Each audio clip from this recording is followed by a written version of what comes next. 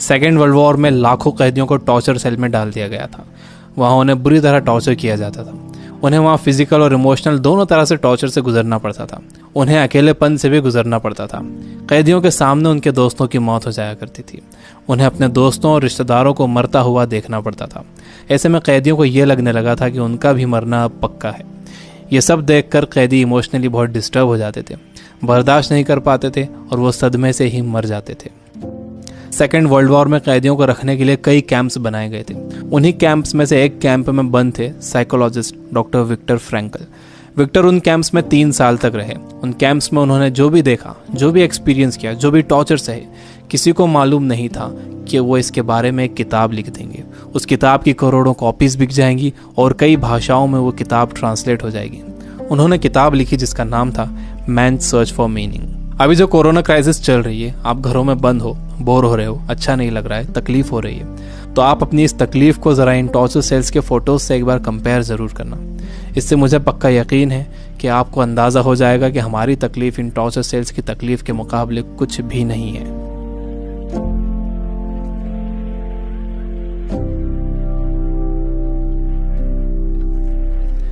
जब विक्टर को इन कैंप्स में डाला गया तो उनके साथ उनकी फैमिली भी थी, लेकिन सब के सब धीरे धीरे मरते गए।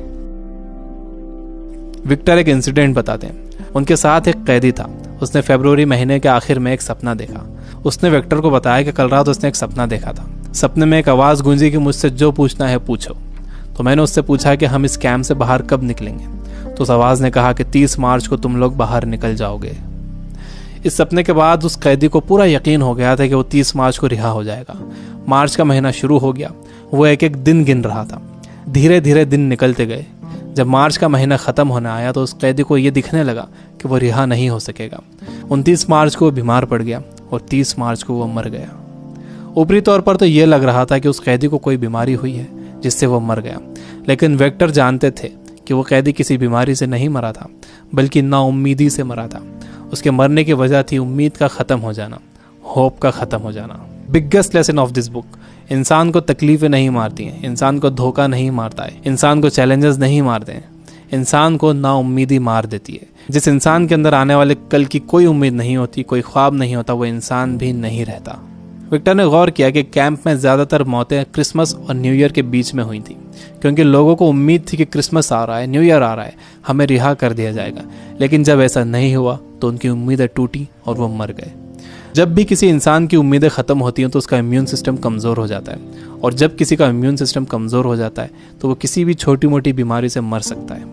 यानी पहले उम्मीदें ख़त्म होती हैं, उससे इम्यून सिस्टम कमज़ोर होता है, उसके बाद वो बीमारी ताकतवर हो जाती है। दूसरी चीज़ विक्टर ये बताते हैं कि आपके पास ज़िंदा रहने के लिए एक बड़ा सपना होना चाहिए, एक लॉन्ग टर्म गोल होना चाहिए। जिसके पास आने वाले कल के लिए बहुत बड़ा ख्वाब है, उसके लिए आज की तकलीफ़ें, आज की प्रॉब्लम्स बहुत छोटी होती हैं।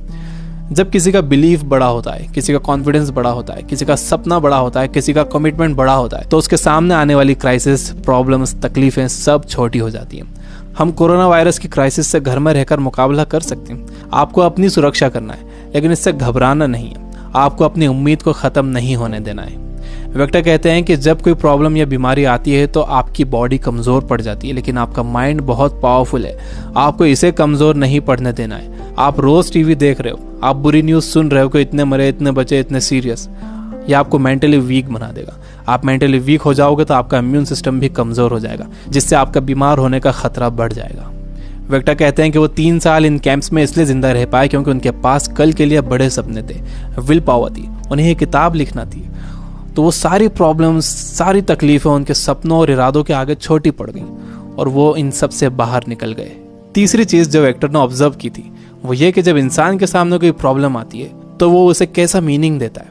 वो उसे पॉजिटिव मीनिंग देता है या नेगेटिव मीनिंग देता है। जैसा भी आप उसे मीनिंग देते हो, ये मीनिंग ही उस प्रॉब्लम को आपके लिए मुश्किल या आसान बनाता है। आपका मीनिंग उस प्रॉब्लम को या तो और बढ़ा देगा या उसे ख़त्म कर देगा। फॉर एग्जाम्पल, आप कहीं जाने के लिए घर से बाहर निकलते हो और आप देखते हो कि आपकी गाड़ी का टायर पंचर है। अब आपको बहुत गुस्सा आ जाता है। आपको लगता है कि क्या इसे अभी पंचर होना था, या आप ही के साथ क्यों हुआ, पूरा मूड ख़राब हो गया। आपने इसे दे दिया नेगेटिव मीनिंग। आपके पास एक और ऑप्शन था। आप सोच सकते थे कि हो सकता है कुदरत आपको वहाँ जाने से रोक रही हो सकता है कि आप किसी बड़े एक्सीडेंट से बच गए हों इसकी वजह से। अगर तेज़ स्पीड में गाड़ी का टायर पंचर हो जाता तो एक्सीडेंट हो सकता था। अच्छा हुआ कि निकलने से पहले ही आपको टायर पंचर मिला। यह है पॉजिटिव मीनिंग। इंसान यूजुअली नेगेटिव ही सोचता है और इस नेगेटिव सोचने की वजह से हम हर चीज का नेगेटिव साइड ही देखते हैं, उसका पॉजिटिव साइड नहीं देखते। जैसे कोरोना क्राइसिस में जितना टाइम आपने फैमिली को दिया है, क्या आपने कभी पहले इतना टाइम दिया है? मेरे कुछ दोस्त जो किताबों से बिल्कुल दूर थे, उन्होंने बुक्स पढ़ना शुरू कर दिए, वो रीडिंग हैबिट बना रहे हैं। अगर कोरोना क्राइसिस ना होता तो क्या ऐसा होता था? जितना मैं इन दिनों पढ़ रहा हूँ, पहले इतना कभी नहीं पढ़ता था।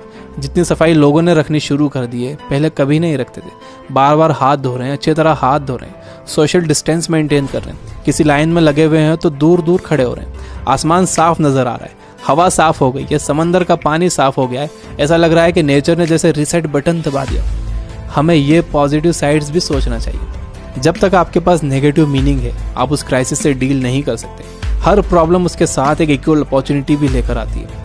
दुनिया जब से बनी है तब से अब तक उसमें प्रॉब्लम्स ही प्रॉब्लम्स है।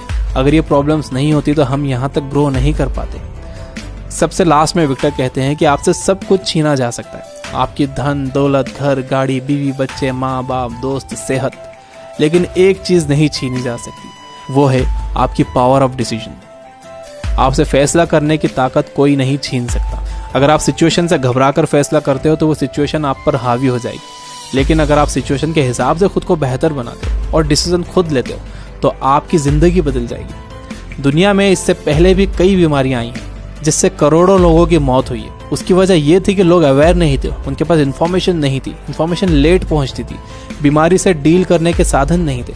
लेकिन आज का वक्त सबसे अच्छा वक्त है। हमारे पास इन्फॉर्मेशन बहुत तेजी से पहुंचती है, हमारे पास साधन है। मुझे पूरा यकीन है कि आगे और भी अच्छा वक्त आने वाला है और मैं आपको उम्मीद दिलाता हूं कि आगे सच में बहुत अच्छा वक्त आने वाला है। You guys are amazing. Keep reading, keep learning, keep growing. Thank you for watching.